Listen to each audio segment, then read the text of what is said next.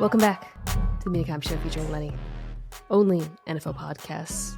Where one of the hosts says Harrison Butker is the NFL player he'd most like to sniff. That's Lenny.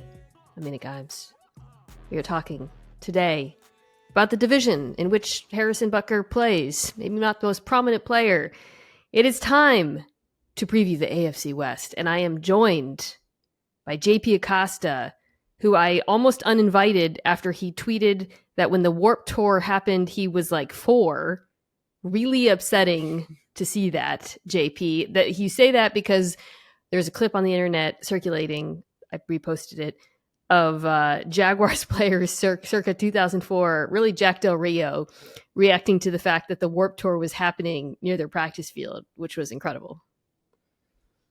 Yeah, I had no idea that the Warped Tour was a tour. I thought it was a band. So when it got put in our work chat at SB Nation, I was like, hey, who are these people? And just immediately, so upset. 10 messages of JP, oh my God, why don't you know this?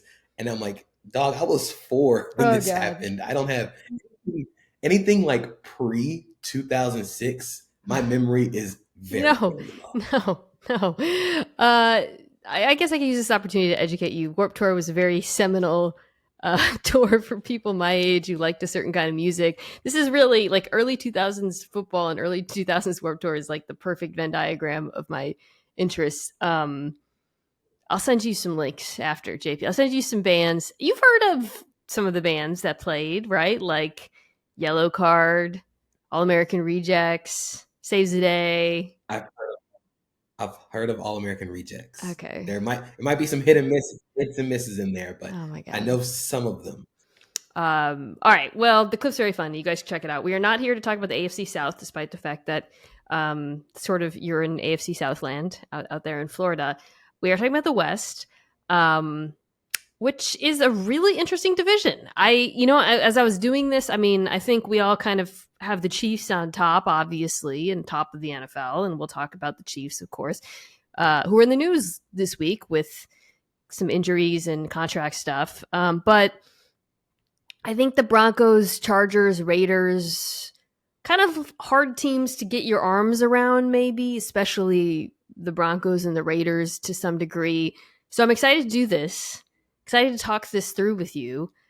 Let's start with the Broncos. Is that okay? Because I think that's the one that I need to talk through the most because I'm having trouble placing them, not just in the context of this division, but in the NFL. I think it starts with the obvious fact that we're coming off of Russell Wilson's worst season as an NFL player. So trying to project what the Broncos will be, what their goals should be, whether they can compete for a playoff spot, really comes down to the simple question of, can Sean Payton get more out of Russell Wilson? And I think this question is like, what does more look like? What is he capable of at this point in his career? So I think we should probably start there before we get to the defense, which, is a little bit easier to talk about. How do you view the marriage of Peyton and Wilson? I think it's kind of weird initially when it first happened because my biggest question was, what is Sean Payton going to try and turn Russell Wilson into? Like we all see, he had great experience with Drew Brees. That partnership worked really well. Russell Wilson and Drew Brees are not the same type of quarterback at all. And if we look at what Russell Wilson was doing last year, we all saw what he looked like on tape, but the stats back it up. He was really bad in almost every category that he used to be very good in. From in short area accuracy, he was 27th out of 28th in positive play rate. He was not very good in the short area. He had a negative 0.42 EPA per attempt in that area. It was really bad on everything. It looked like he just lost confidence or just lost something. It felt like, when the Monstars took the NBA players' powers, It looked like he was out there without the powers that he used to have. So I'm wondering, what is Sean Payton going to try and make Russell Wilson into? Is he going to try and turn this into a play action heavy scheme where you kind of get him out of the pocket and get him away from the areas that make him very uncomfortable like we saw last year? Or is he going to try and turn him into another Drew Brees which I don't know if that's going to work with Russell Wilson at this stage in his career. I think Sean Payton, who I've talked about, I had him talked about in my coaches rankings pod, is he's one of the best coaches in the history of the NFL, and he is not going to force Wilson into a late career Drew Brees sized box. Like, Sean Payton is not stupid, right? He watched last year. I've heard him talk about it a little bit. He has probably been watching, he's aware of Wilson's trajectory over the last few years. So for him, it comes down to, okay, how do I optimize the players we have? How do I get more out of the quarterback? How do I cut back? How do I design around some of the weaknesses that have become pretty apparent? And I want to start by saying, Russell Wilson, those weaknesses come with a pretty significant and important caveat, which is the situation was awful last year, both in terms of play calling and just the general operation of the offense. So many injuries on that offensive line. This was, according to Football Outsiders, adjusted games lost metric, the most injured team in football last year. But it was the offensive line in particular was a nightmare. And it was like a perfect storm, Jay, because it's like you had an injured offensive line. You lose the receiver. I mean, you lose Tim Patrick for the season. I know that sounds like it's Tim Patrick, but Tim Patrick's a good player, and I actually thought he was a really good match with Russell Wilson because he was a deep threat for them. Gone. The other receivers were in and out. KJ Hamler half the season, whatever.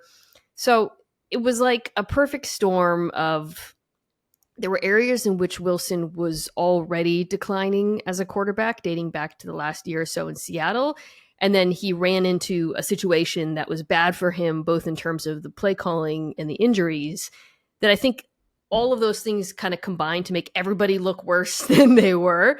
Like, one of the things I think about Wilson that I don't think is going to change at this point in his career is he's just less elusive in the pocket. I mean, something that really jumps out is his sack rate when pressured. Even the final 3 years in Seattle, he was about average in that regard. And last year, he had a 28% sack rate when pressured, which was the sixth highest in the NFL. I was surprised it wasn't higher, honestly, watching him. I don't think that's reversing. Like, he is not going to get more elusive. But he still has a good arm. You saw that on display a little bit. So I think for Peyton, it's kind of like, okay, how can I optimize this offense to mitigate the pressure issue, allow Russell Wilson to hunt for matchups, which is, Peyton's brand of football, and take advantage of his deep ball. And I think those three things are kind of where you start in terms of like, how do we make this offense look competent?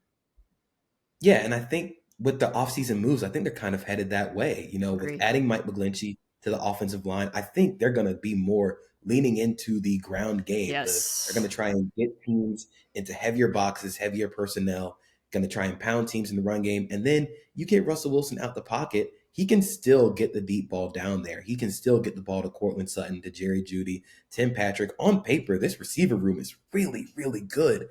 It's just, can Russell Wilson work in that offense? I think it's probably his best option at this point, which is it's not necessarily letting Russ cook, but it's more like we're gonna give you the instructions. Yeah. We're not gonna tell you like, hey, this is all yours. But once you get out that pocket, here's what you do. It's boot action, and I think that's the best way for Russell Wilson to kind of age gracefully into the back end of his career. And your point about the run game is really important because, first of all, everything they've done offseason wise in terms of personnel points to an emphasis on the run game. You talk about the signing of McGlinchey, Powers out of Baltimore, tight ends they're bringing in. This is a team that wants to do a better job running the football.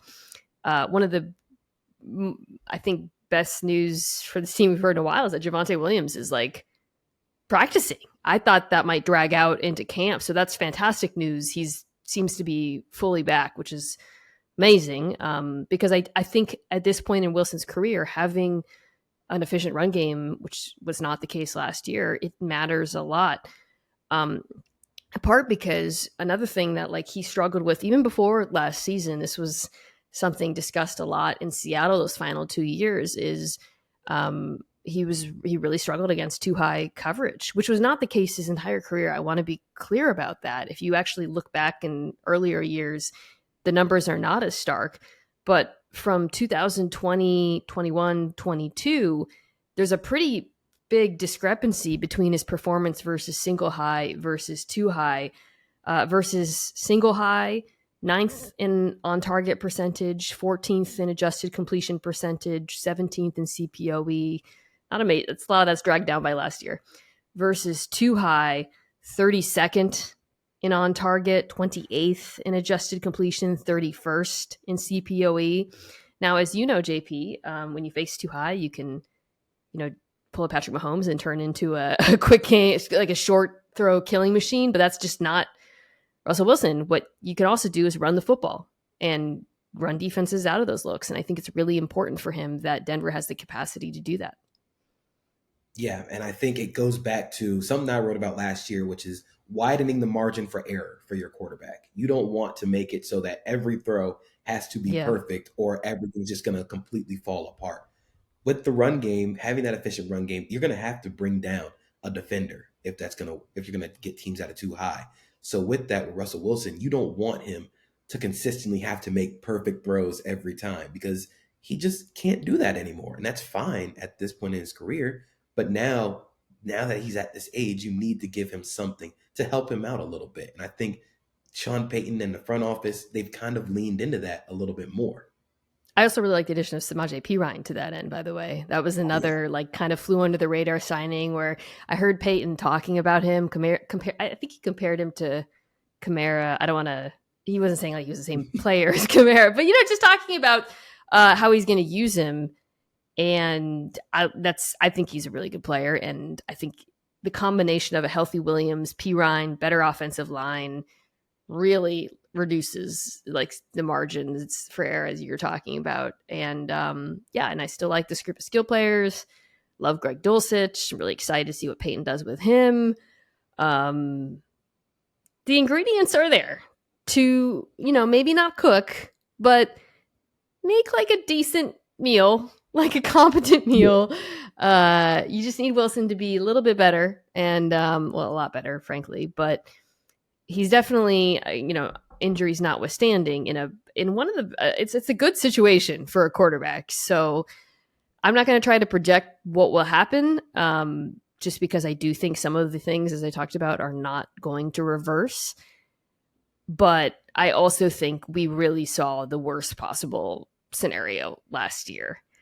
It was petri dish of like bad vibes. Dude, you alluded to this at the top. The short accuracy stuff is what threw me the most when he was just like dirting. I mean, he just looked totally broken. So it was really bad. And even then, he had a 17.9% sack rate on those short passes. So if he wasn't dirting the ball, he was getting sacked on timing passes. So it just, all of it was not good at all. The defense is a little bit easier to talk about. I mean, this is a defense that last year, not talk about, but I guess project maybe is what I want to say. They finished 10th in DVOA. They're very good against the pass, less good against the run. They did trade away Bradley Chubb halfway through the season, which certainly affected the pass rush. But they have a lot of really good players, led of course by Patrick Surtain. You got Justin Simmons. I'm not really sure who's playing safety next to Justin Simmons. I know Kareem Jackson is back, but I don't know if he's going to start. Randy Gregory was hurt last year. Baron Browning does open the season hurt, which sucks because I think he's a good player. They signed Frank Clark. They drafted Drew Sanders, fun draft pick, linebacker who is really good at rushing the passer. And then they added Zach Allen after losing Draymond Jones. So I guess just kind of looking at it as a whole. Oh, and very notably, Ejiro Evero, the defensive coordinator, is gone. Vance Joseph. No. Yeah, Vance Joseph is in. Sorry. All the different defensive coordinators. The Arizona coaching pipeline is very weird. Okay, so Joseph is in. How do you view this group as a whole? Like, do you think that they finished 10th last year? When you look at all the changes that I alluded to, step forward, step back, like what do you think? I think they maybe take a little step back, but I don't think it's going to be that much because that defense is still going to be really, really good. I mean, you talk about if Kareem Jackson is going to start next to Justin Simmons. I think Caden Stearns is going to take that spot. I think Caden Stearns, Yeah. in Justin Simmons' absence last year, played really, really good. They asked him to do a lot of different things, and he was honestly like, they have such a talented DB room, but they're still kind of missing a consistent second corner, which will either be Damari Mathis or Riley Moss. We'll see going into this Yeah. year. I think Vance Joseph is going to look at Drew Sanders and think, hey, I had Isaiah Simmons and Zaven Collins, who are big linebackers who can blitz. Let's just go get another big linebacker who can blitz, and we'll see what we can do here. So I really do think this defense, if they take a step back, it's going to be by a little bit, but they're still extremely talented. It sucks that Baron Browning is hurt to start the season because he was I really like awesome him. last year. Yeah. Like, they played him in middle linebacker and he was good, but then they moved him to edge and he was awesome. So it's really cool to have that ability. So they're going to be really good again. It's just I don't know if it's going to be like top 10 good. It might be 11, 12, but they'll still be very good. If you guys don't know who Riley Moss is, Google cornerback Riley Moss for a fun surprise. So I think I agree. I'm optimistic. I am very, though, intrigued. I had a brain fart at the top about Joseph, but I think one of the more interesting things is the philosophical change because, which is funny. Like we talk about it with the Vikings, and the Dolphins, Cardinals. I mean, pardon me, Broncos. Going from Evero to Joseph is on its face pretty significant philosophical change defensively. I mean, Arizona under Vance, when he coached the defense there for quite some time, had the highest blitz rate in the NFL, played a lot of cover 3, cover 1. Last year, the Broncos defense were a big quarters team, a lot of split safety, a lot of disguise. Did blitz at a pretty high rate, which I think is interesting because Evero is a Fangio tree guy, and people don't always associate Fangio with that. I think some of that had to do with personnel, and but very notably, and this is what I'm interested in. Broncos. I talked about at the top. I mentioned that the run defense was not great. They played a ton of light boxes, which of course is a Fangio thing. That's not what Arizona did with Joseph. Now, again, some of that I think is personnel. So it's kind of hard for me to say. I think Arizona has had such unique defensive players over the last few years and also holes in their defense. It's kind of hard for me to say, oh, Vance Joseph's going to come in. He's going to blitz like crazy. They're going to, no longer play with light boxes. I don't know if that's the case, but it has the potential to be rather different, JP, which I think is going to be interesting to watch in the first few weeks of the season.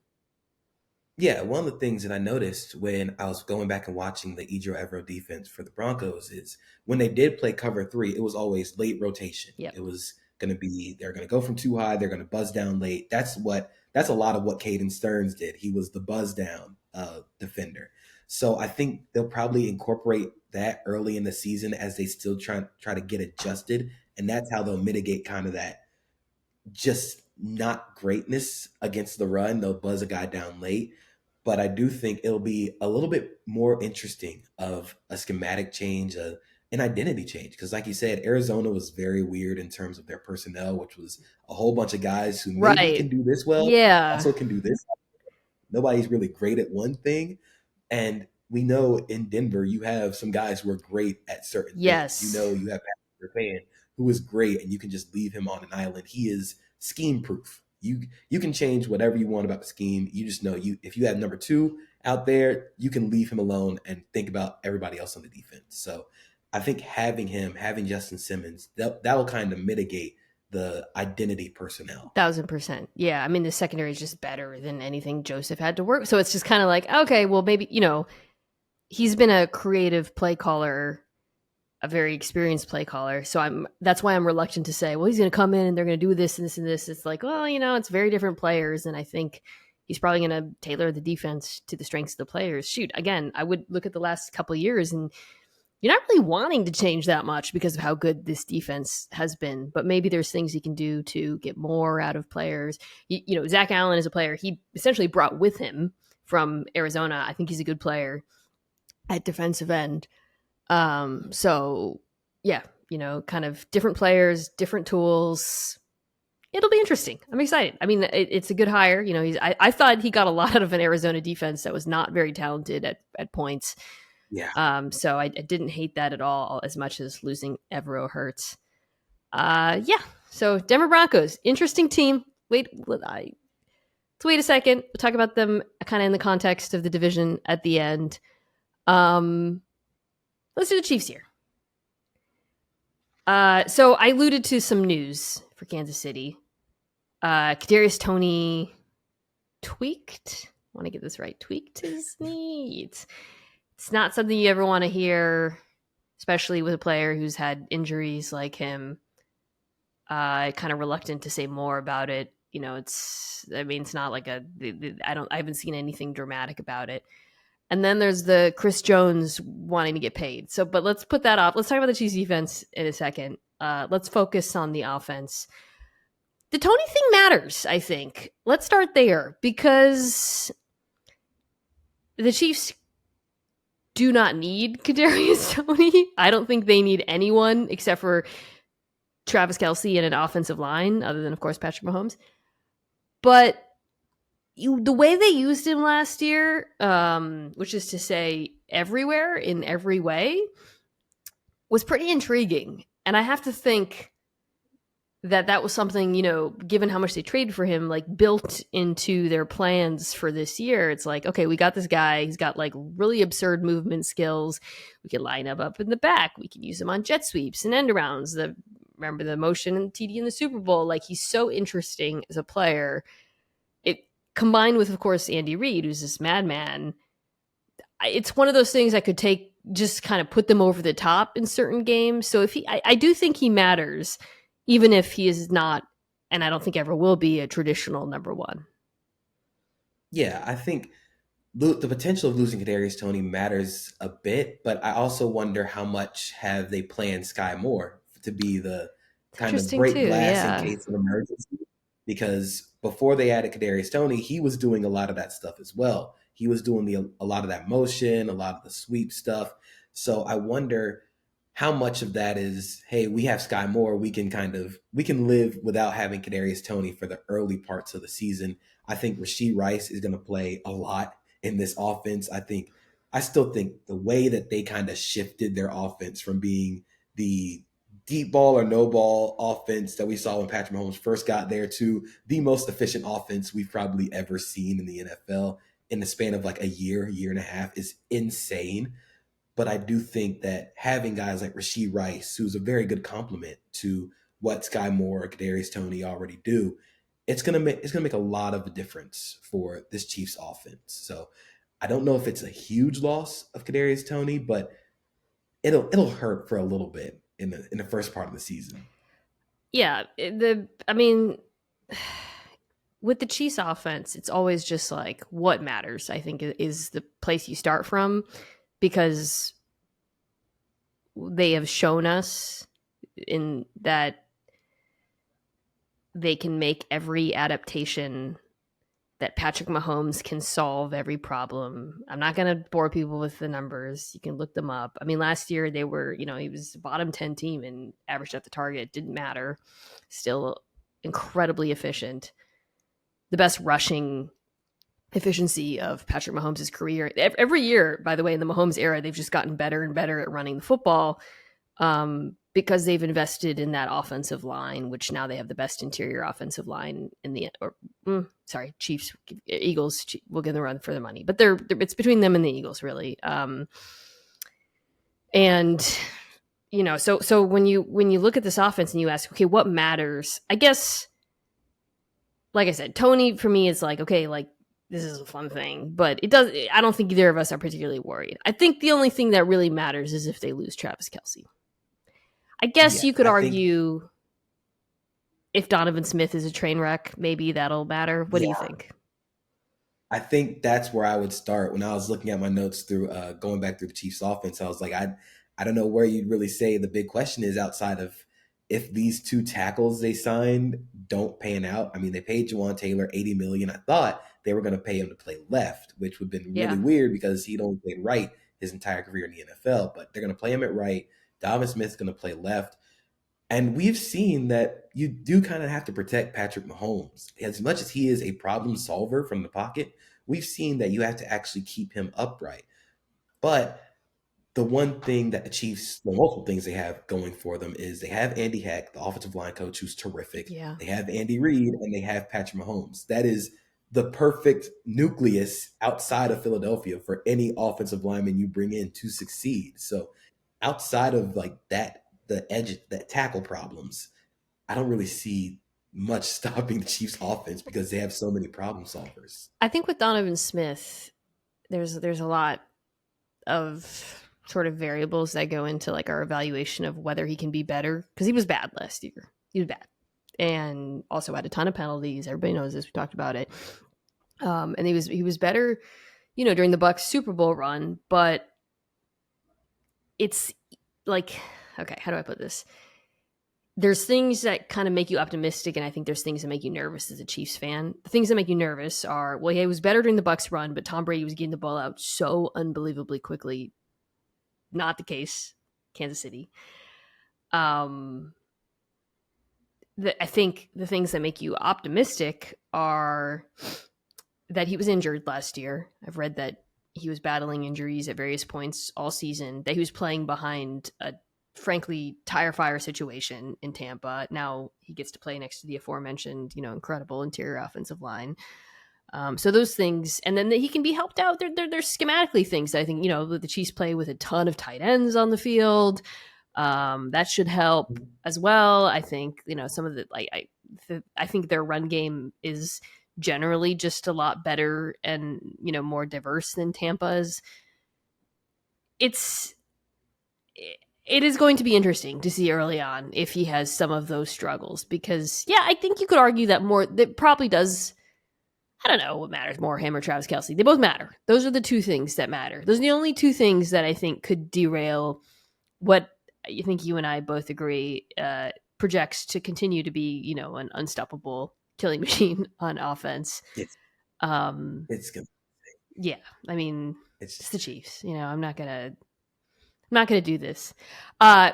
Chris Jones matters a lot.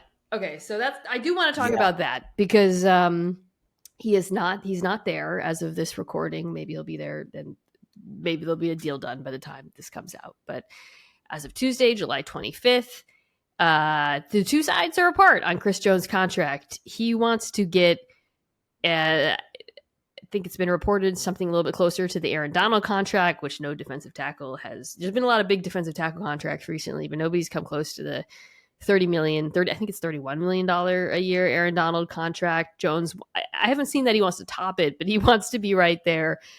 And JP, I think he deserves it, man. Like, I just looking through some of Chris Jones' stats this year and thinking through some of his performances last season, not only did he play a ton of football. I posted this on Twitter. He had the most snaps of any defensive tackle in the NFL last year, second most if you only count the regular season. So it wasn't just because the Chiefs went to the Super Bowl. He ranked first in literally every category. He ranked first in pass rush win rate, which is ESPN's metric. If you beat a block in 2.5 seconds or less, no other Chiefs defensive tackle ranked in the top 50. He ranked first amongst all defensive tackles in pressures. The next Chief was Kalen Saunders, who's no longer a Chief. He ranked first in pass rush wins versus double teams last year by a massive margin between him and Aaron Donald. He ranked first in most sacks created. I could go on and on. The point is, he was incredible. He was prolific, and I don't really have a lot of depth behind him. Like, you take him out of this defense, and it looks very different. It is vastly different without Chris Jones. And one of the things that he does is he's kind of their closer. When it comes down to late points in the games, we've all seen it last season. When the game gets real close, Chris Jones just seems to hit another level. He did that to the Raiders like every game last season. He did it in the Chiefs game. He did it in the Super Bowl, where he was just unblockable for like the entire fourth quarter. And they really kind of designed their pass rush plan off of Chris Jones. They move Chris Jones out to the edge. Yeah. They move him across a defensive line. They design everything around him and his ability to win in no matter what situation. So to me, I would pay him anything that he asks for. I think that he is that good. He is that important to that defense. And with them, they're going to be really good on defense. Without him, I don't know how good they're going to be. Like, we talk a lot about the ways in which having Mahomes and Reed allows the Chiefs to save money. I think we all agree the Chiefs don't need to spend a lot of money at receiver. Obviously, running back. This is where they can't save money. I just kind of like, I just look at this team and I like the young talent and we're going to talk about it, but they can't. This is just, he has them. Like, they need him. It's just, he has them. You talked about him being moved to the edge. It's funny. Like, year one, when they did that, it was like kind of a disaster, but I think they really figured it out last year. I mean, he didn't play on the edge a ton, but whenever I think his sack rate, when playing up from the edge and pressure rate was like pretty efficient. He's really good. Yeah, man. He's so strong. He's so, like, he's got moves. He's just such an amazing player. And yeah, like, the depth thing is a real issue. I think, like, they have young talent. I thought Karlaftis came on as the season went on. They did draft, make sure I say his name right. I'm trying to get this one locked in. Felix Anudike-Uzama. Out of K-State, who was a super prolific pass rusher in college, but he's a rookie. I don't know. I guess that let me ask you that. Do you feel like, let's assume the deal gets done? I think the deal will get done. How do you feel about the pass rush around Jones? Like, do you think it's good enough? I think they could stand to probably add one more different type of pass rusher. I think they all have pass rushers who are of the same type. Felix Anudike-Uzama is probably the only one that's very different, but he's more of a high effort bend player. They don't have anybody who's truly naturally bend, get around the corner. George Karlaftis isn't that. Charles Omenihu, who they just signed from San Francisco, he's not that. Mike Dana, as much as I love what Mike Dana has done, he's more of an interior pass rusher. Yes. So it's a lot of guys. Can stand to add. Yeah. Who are interior guys, because Omenihu is another, like you alluded to, like the Niners, he has that inside-outside versatility, but he's not like that designated pass rusher, win around the edge consistently. You're right, there's no one like that really on the roster. If they really wanted to go get somebody who would be a designated pass rusher to win around the edge, I mean, unique. Go sign Yannick Ngakoue, who that is the one thing that he has done his entire career. They just need a different style of pass rusher. I agree. I think they need to mix it up. That'll help out Chris Jones and everybody else on the defensive line a lot. I would like that. Yeah, I think that makes a ton of sense. Otherwise, I've talked a lot about how this young defense played so much better down the stretch. I think this is the year when you can kind of cash in on some of those reps, right? All those young DBs who played last year and kind of had their ups and downs and went through the rookie struggles, but had big moments at the end of the season. Now you benefit from that because, like, Brian Cook's going to start. Thornhill's gone. That's big. That's a big transition. McDuffie, hopefully you get a full year out of him. He was great as a rookie. And if you do, then it's like, okay, between him, Snead, Watson, we'll see how he gets used. There's a lot of, and then the linebacker group, which was for so long felt like a weakness. Well, not for so long, but like we're talking about Mahomes era, suddenly feels like a strength. I mean, they signed Drew Tranquill, who's better in coverage, but I think gives them a nice change up. But because they've got all these thumpers at linebacker, if they're all healthy, that's a really, between, Gay, Bolton, Chenal, Tranquill, that's a pretty deep group. It's pretty talented. It is very talented, and it's also versatile. When you look at what offenses want to do now, which is get teams into heavier personnel and then pass out of those looks, we're going to see a lot more 21, a lot more 12 personnel. Yeah. If you're going to have multiple linebackers on the field, they should be able to do different things. I think adding Drew Tranquill was great for them because, like you said, he was really good in coverage. That's something that Leo Chenal just isn't at right now. What Leo Chenal is a very good run defender. He will come up and thump a guard if he has to. Nick Bolton was awesome last year. I really liked how Willie Gay and Nick Bolton both played. They're both so fast to the ball. They both get there in an instant. And like you said with the young DBs, they were so good on the back half of this season. I think through the first 8 weeks, pre bye week, they were 25th in EPA allowed per pass attempt. Post bye, they were sixth. So they took a huge jump. I really like how Joshua Williams played. So now you have kind of a good problem opposite L'Jarius Sneed. You can play Jalen Watson or you can play Joshua Williams. Brian Cook, like you said, is going to start. Love Trent McDuffie in the nickel. He would come up and tackle, and he was really He tough. was so I'm like, good okay, I see you. last year.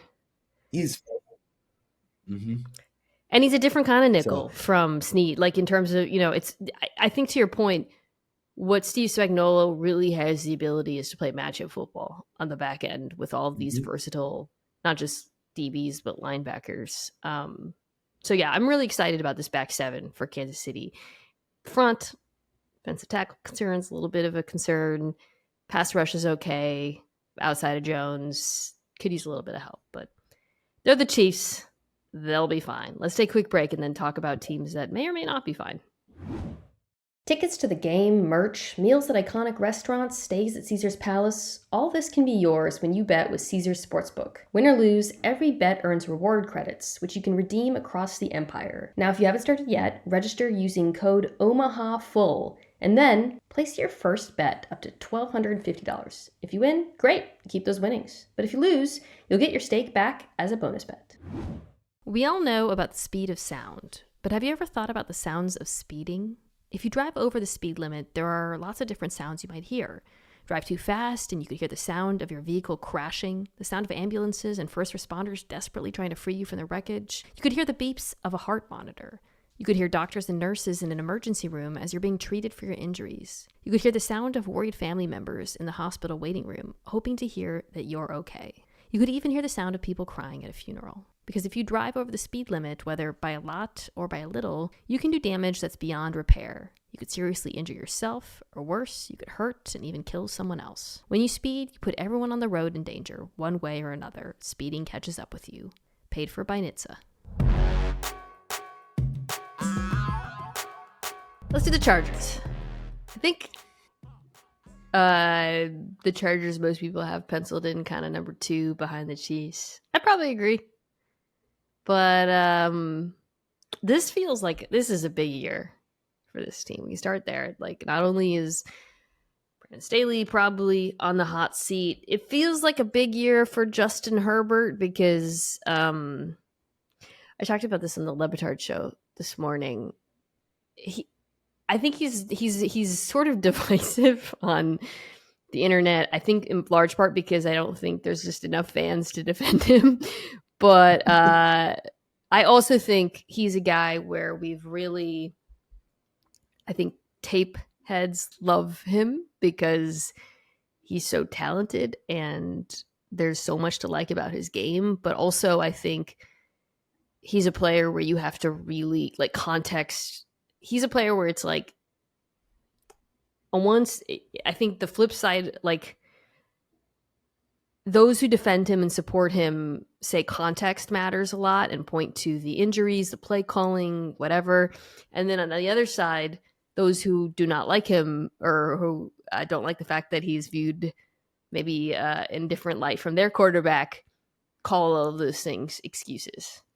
So this year, and this is why I guess it doesn't matter for him in the like scheme of like real things, but it matters in the public discourse.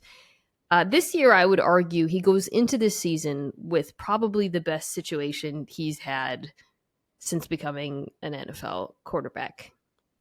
The Chargers' offensive line looks finally healthy, knock on wood, every freaking surface.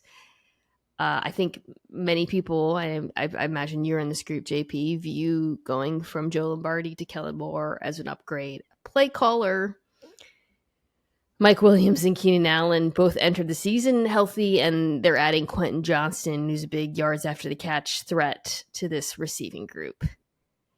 Do you feel like everything I just described solves the problems we had that the Chargers offense had last year? I mean, I'm it's kind of a cop out answer to say I'm just not sure yet. I think one of my biggest questions that I have for the Chargers is how much of a difference is there between the Kellen Moore offense and Joe Lombardi? I think when you look at both these Cowboys offense and the Chargers offense side by side, they kind of struggled with the same things, which was congestion, lack of explosiveness. Yeah. Everything felt like it was on the quarterback to make an absolutely perfect throw, whether that be because of injuries, whether that be because of inconsistency along the offensive line, which both Dallas and Los Angeles struggled with, or whether that be it might just be that's how the quarterback plays. I think with Justin Herbert, he is so much of a robot quarterback that he wants to get from 1 to 2 to 3 as many times as possible. When sometimes he can just say, I'm really good at this. I can throw the ball Yeah. downfield if I wanted to. And that's really the biggest thing. Can Kellen Moore, one, coax that ability back out of Justin Herbert? His average depth of target has gone down since his rookie year, and I think that's kind of a result of one, the beatings he took from his rookie year to this through this previous year, and also just how smart of a player he is and the ability that he has to get from 1 to 2 to 3. So I wonder how much of the offense is going to change. Can Kellen Moore coax that out of them? And can they be a little better in the short area, like short yards? Because they were horrendous in getting the short yardage.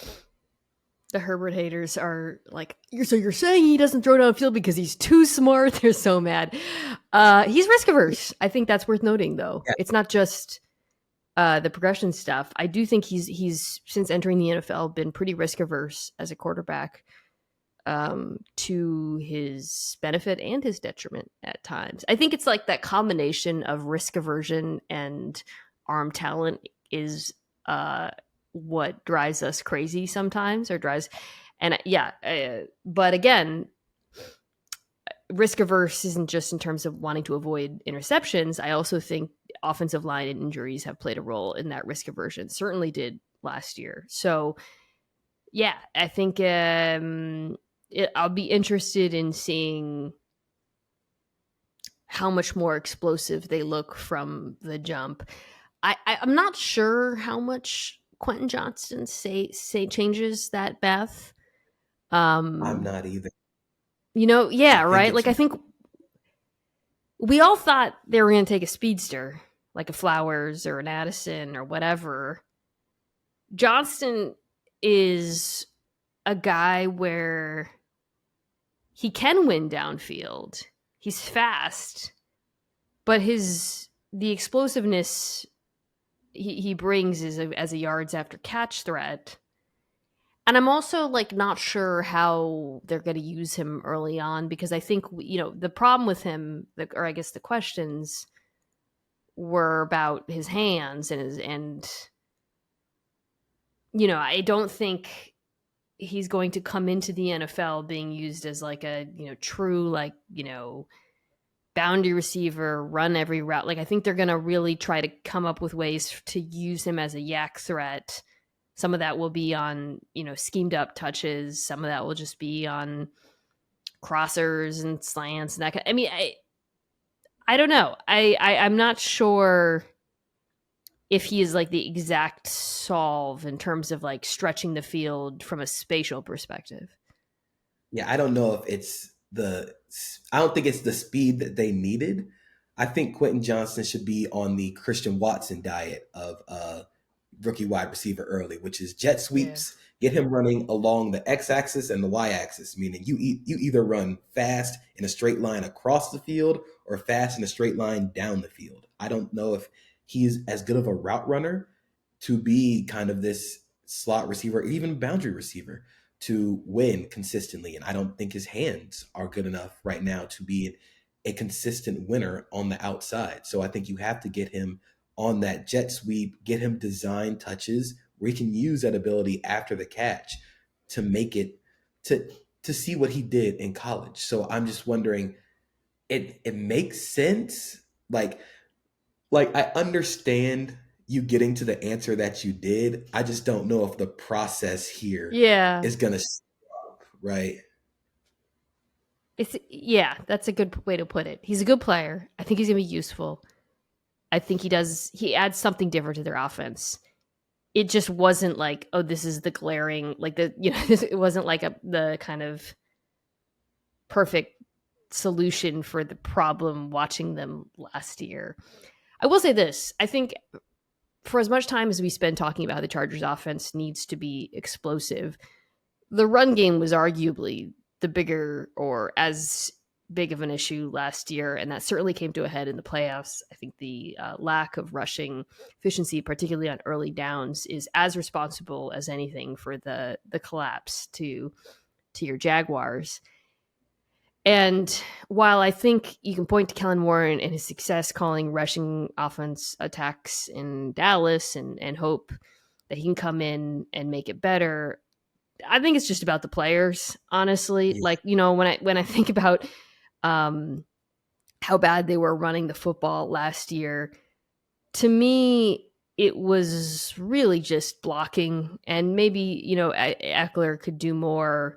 I know, he didn't rank particularly high in some of the NGS stats that try to isolate the back. But like, I really think just having a healthy offensive line is the most important thing to getting this rushing game back on track. I mean, I was just looking at splits between 2022 and 2021. And the thing that really, because 2021, they were pretty average, slightly above average rushing team. 2022, that drops. The most glaring stat, and there's quite a few of them, is just how bad they were last year on outside runs, worse in the NFL in yards per carry, rushing outside the tackles, particularly atrocious last year rushing to the left side, whereas in 2021 they were phenomenal, 6th in the NFL in yards per carry. That's a Rashawn Slater stat. So I think just getting Rashawn Slater back is going to help a lot in that regard. I think Rashawn Slater is going to help a lot. I think Austin Eckler is really good. I think he's going to get a lot better. I think where he's at his best is using burst and vision. So I think the outside zone stuff, getting Rashawn Slater back is going to help them a lot there. But I also think the defenses have started to adjust now to outside zones. Like when I was watching the Chargers, last year, they didn't really run that much outside of like outside zone and counter. There's a lot of Gerald Everett blocking where I was like, I don't really need to see this right now. So I think they're going to try to do a little bit more like duo inside zone runs. But for that, I think you need a different style of back than Austin Eckler. I love Austin Eckler, but I don't think that's necessarily where you can use him best. I think they need kind of a back that will be able to get those short yardage runs where you can't run outside zone every time. So getting a bigger back in there will help them out a lot. But like you said, just getting Rashawn Slater back is going to give that entire offense a boost. I think they need not only a healthy offensive line, but a consistently healthy one. They were moving around pieces like every week. Interesting to see if they are a guy who might, I don't know, like Zeke Elliott is out there. Zeke is very much the guy that I had in mind. Like, as you're describing, he'll get you a yard. They also really need a blocking tight end, which they just don't have on their roster. But that's a great point about the diversity of the run game. I mean, that is something that Moore was very good at in Dallas. It was a very diverse run game and one that got more diverse, I think, over the course of his time there. So if there's things that they can do to mix it up, this is like one of the kind of bigger, like the football becoming more gap oriented in response to the way defenses play. The outside zone is kind of one of the metas of the NFL, right? Like, so that would be something that is interesting to keep an eye on. There's a lot. This is the Chargers Dolphins is like one of the games I have week 1 I want to watch. And I think the Chargers offense and what it looks like and whether there's changes is one of the more interesting storylines in the NFL. The Chargers defense on the flip side largely looks the same. The biggest difference is that they brought in Eric Kendricks at linebacker, which was kind of like their biggest signing of the offseason. I think the hope there is, it's interesting. Kind of Brandon Staley in his time as Chargers head coach has yet to solve the run defense problem. It was massive problem last year. They did get better as the season went on, but they still ultimately finished 29th versus the run versus 10th versus the pass. He brought in some of his guys last year, and I think they actually did help a lot. Those defensive tackles played pretty well, but the problem in run defense to me was not about the defensive line, or was not about the interior. It was about the edges and the second level and corners and that. Yeah, so I guess the hope is that Kendricks can shore that up. I mean, do you think that they can be, because it was just, it was awful. This run defense was awful last year. It was horrible. I think like a few weeks ago, there was like this quote where like Brandon Staley was like, yeah, we'll give up 4 or 5 yards a run if we can stop the 40-yard explosives. And then I went and looked up how many yards they gave up per carry, and it's almost 6. And I'm like, hey man, you might want to slow down here. We know you want to stop the explosive passes, but if teams are just going to run the ball for 6 yards a carry on you, that's a first down like every 2 plays.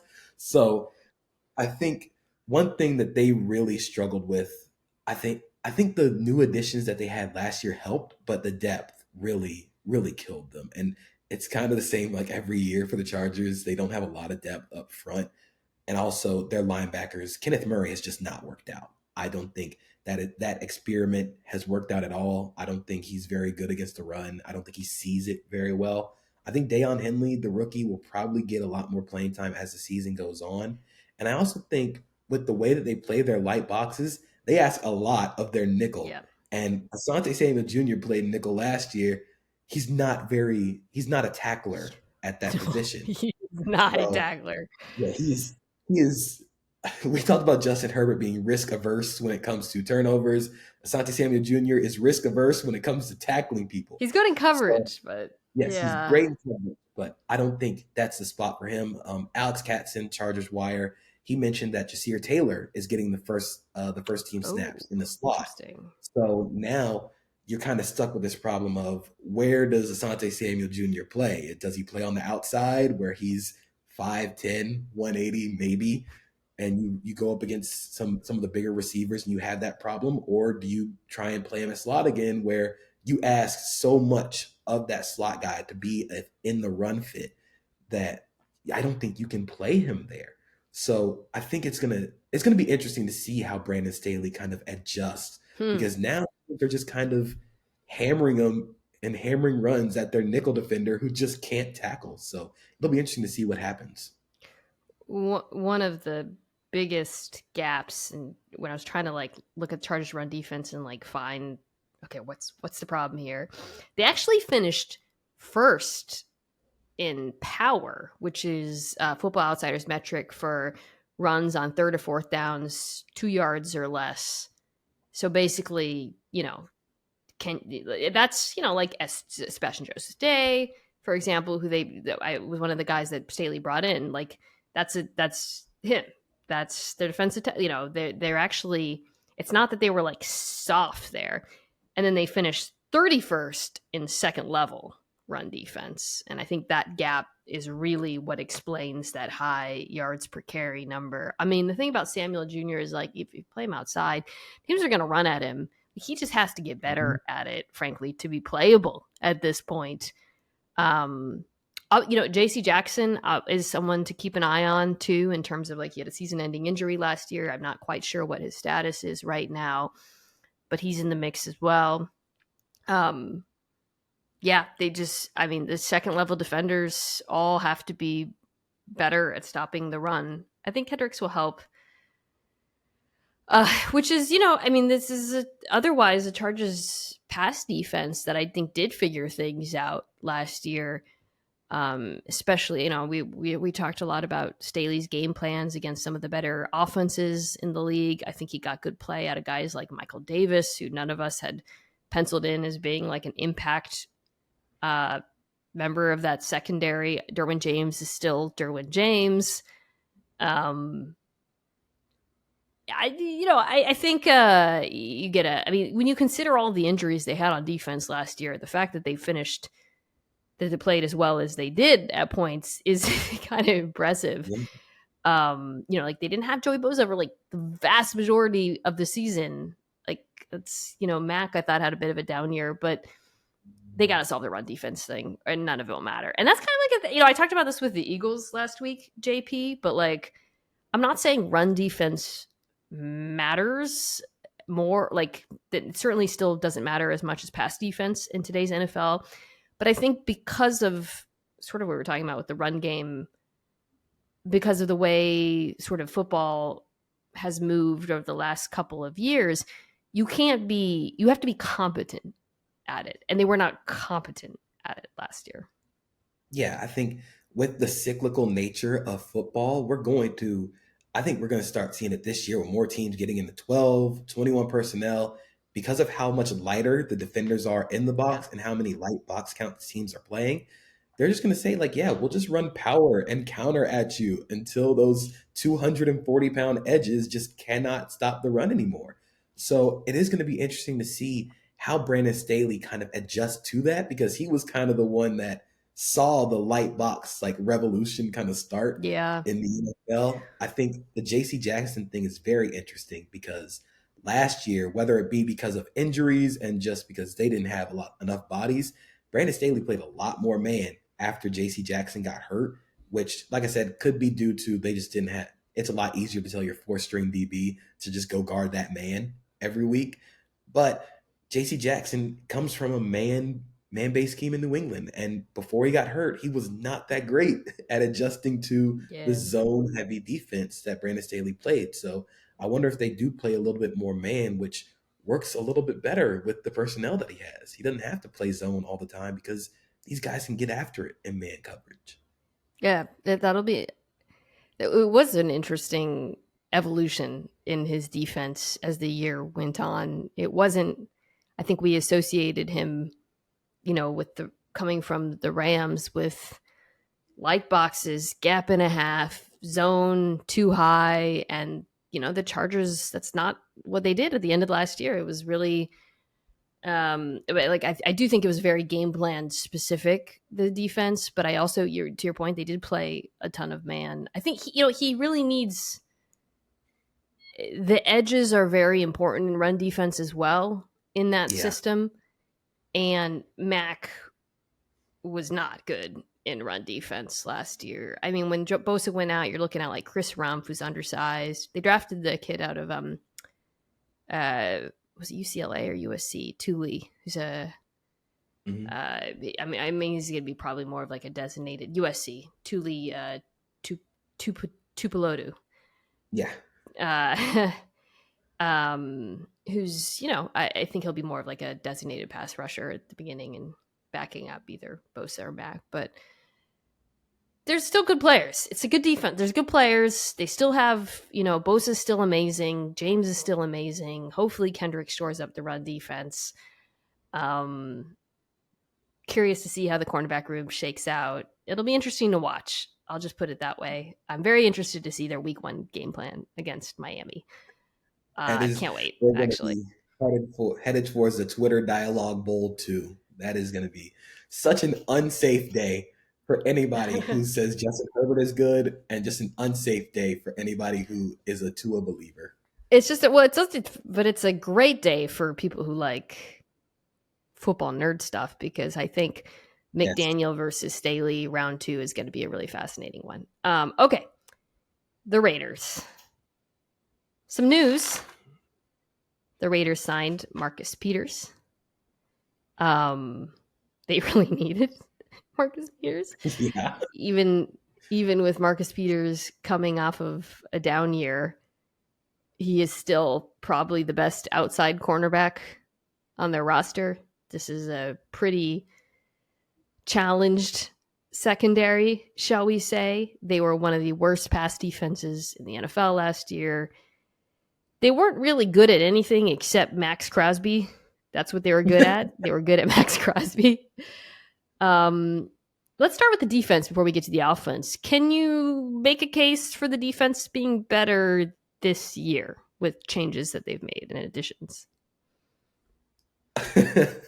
I mean, if Marcus Peters can turn back the clock a little bit, I mean, they played the eighth most man coverage snaps last year, and that's what Marcus Peters does. I think a lot of the down year in Baltimore was associated with he's just not a zone corner. He just Yeah. isn't that at this stage in his career. So maybe the scheme change will help him a little bit, but even outside of that, you need so much more help in that secondary. I still have zero faith in the linebackers. Their defensive line will probably be fine. As long as you have Max Crosby, you will be fine to good. But outside of like that front four, everybody else is a major question mark. So Nate Hobbs was a good slot corner, so maybe moving him back inside helps. Duke Shelley, but then it's like, well, then does Duke Shelley play outside? He Mm-hmm. was good for Minnesota, but I don't know if you want him. I mean, he's like 5'9", maybe. Generous. They drafted Jacorian Bennett, who's a corner I kind of like out of Maryland. So maybe, yeah, it's not great. You bring in Marcus Epps, who's a competent safety. Okay, so like the most optimistic picture for this defense is that Tyree Wilson, who I believe is still out with the foot thing, which is not great. Tyree Wilson, Max Crosby, Chandler Jones returns to form. It's not the best case scenario is not a lot of guys like returning to form or playing their best football or rising up to the upside case. So that's you have a great 4-man rush. Marcus Peters goes back to not that long ago, playing really well, gets much turnovers. Nate Hobbs goes back to the slot potential we saw earlier in his career. Duke Shelley is, this kind of scrappy ball hawk that he has been at times.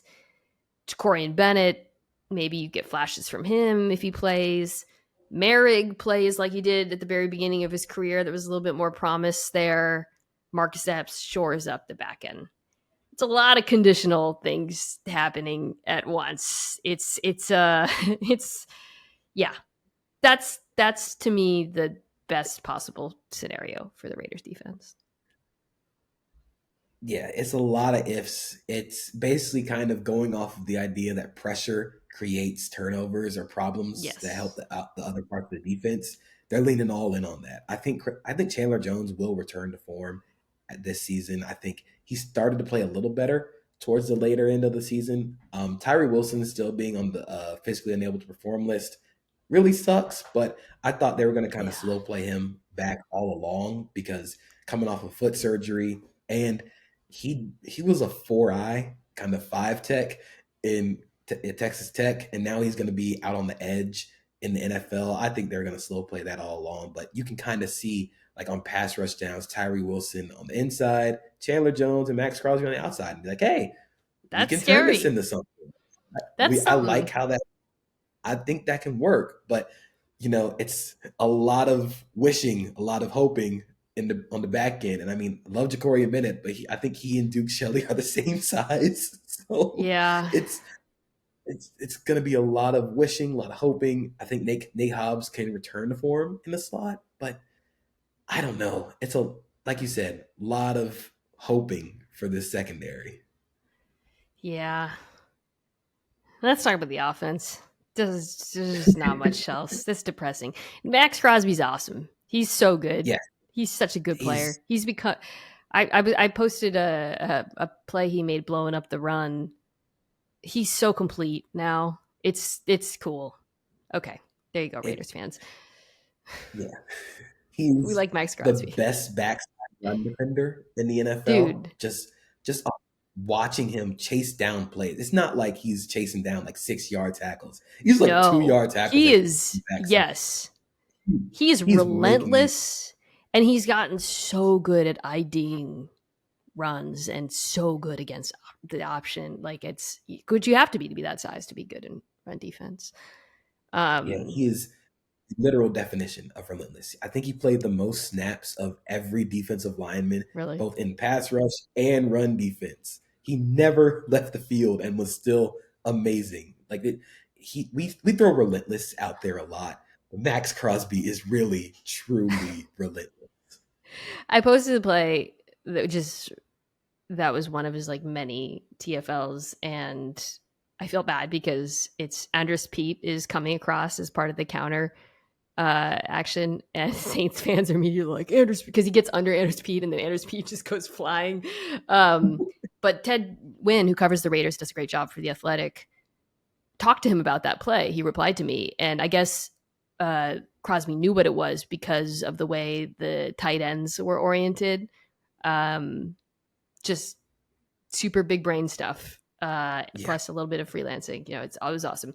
Okay, the offense. So the offense is really interesting. I actually am very intrigued by this Raiders offense. I'm very curious to watch it. Going from Jimmy G to Derek Carr, it's an interesting move because I think Derek Carr, and I've said this before, is a more talented quarterback. He's got more arm talent. I think he's more likely to throw downfield. He can play plays out of structure.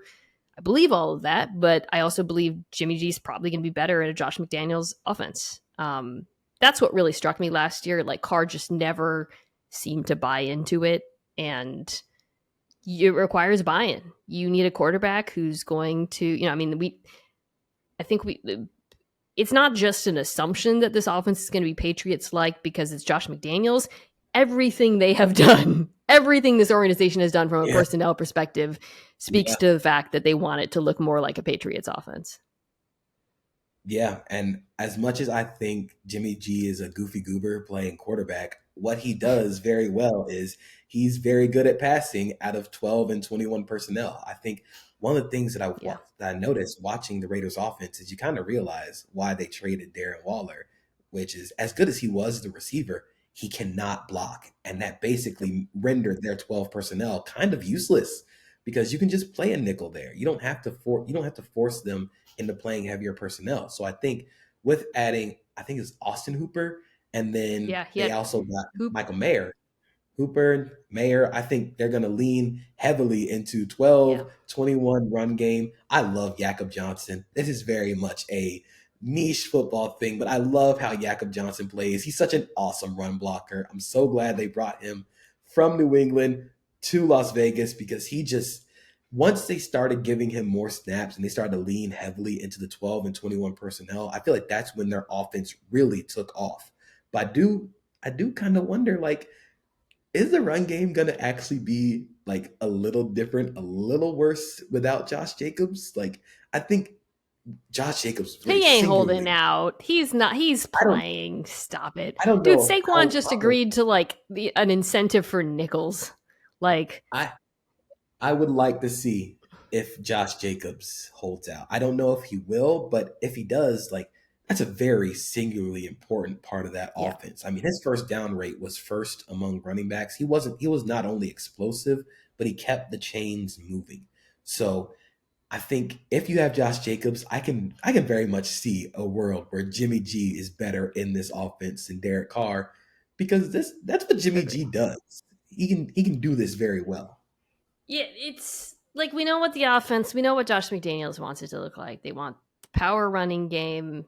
You talked about it, 12 personnel, 21 personnel, motion, play action.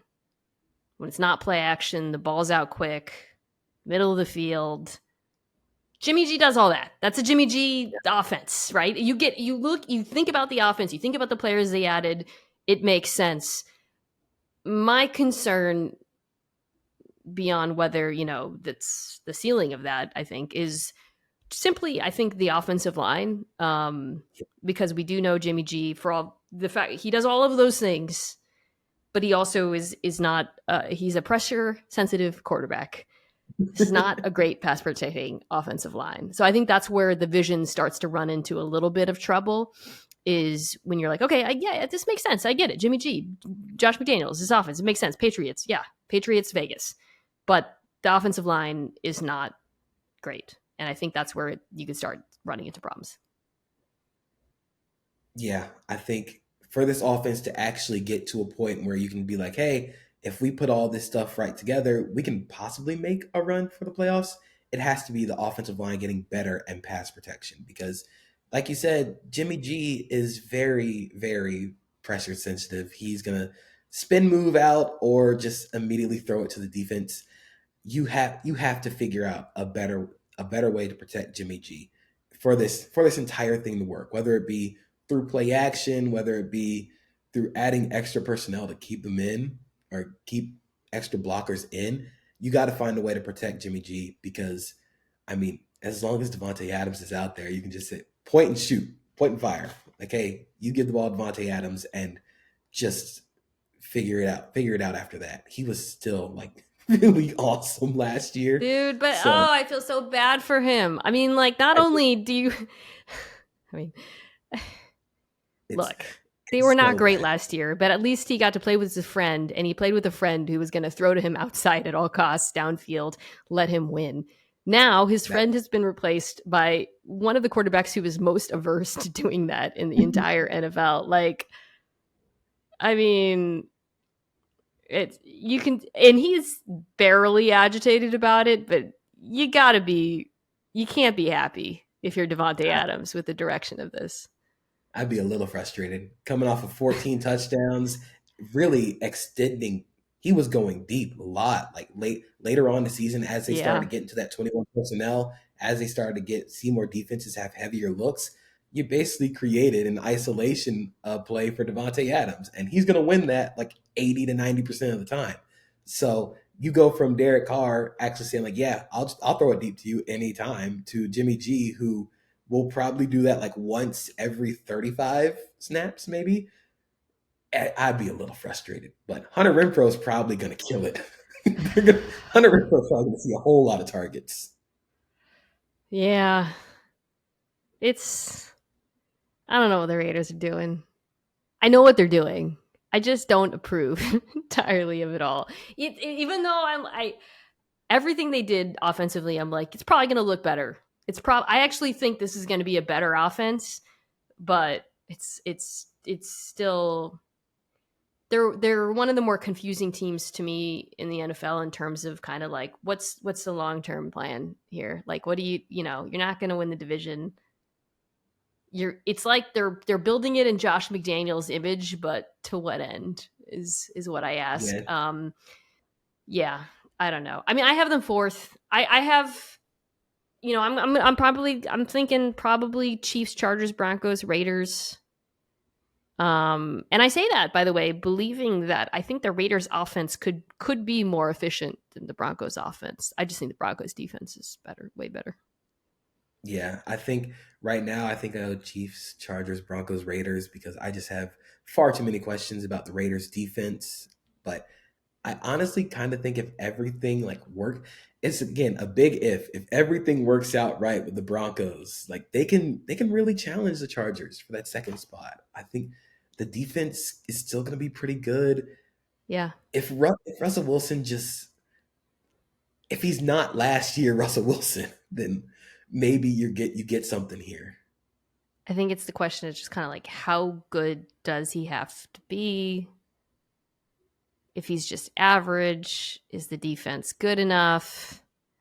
I don't know. It's an interesting division. I'll put it that way. I think we can all agree, however, that the Chiefs will be fine. Chiefs and everybody else right now. Yeah, as always. Well, that's the NFL. JP Acosta, for those who aren't familiar with your work at SB Nation, where should I direct people? So go on Twitter or X now, at Acosta32_JP. I tweet a lot of stuff. During the football season, I'm going to be bringing back Established the Fun, which is a column I write about football, whether at every level. I think football's fun, and I like to write about the things that are fun in football. So every week, every Friday, I write Established Fun. And yeah, I'll just be tweeting about football, tweeting about random things, or I don't want to say what they call it now because I don't know how to pronounce it. You're and Xing. I don't want to say, yeah, I'm Xing. I'm Xing. Right. See what I'm Xing? And yeah, just follow me there. Well, you guys should definitely check it out. Check out JB's column. It's terrific. Thank you, as always, for coming on the show. Thank you for having me.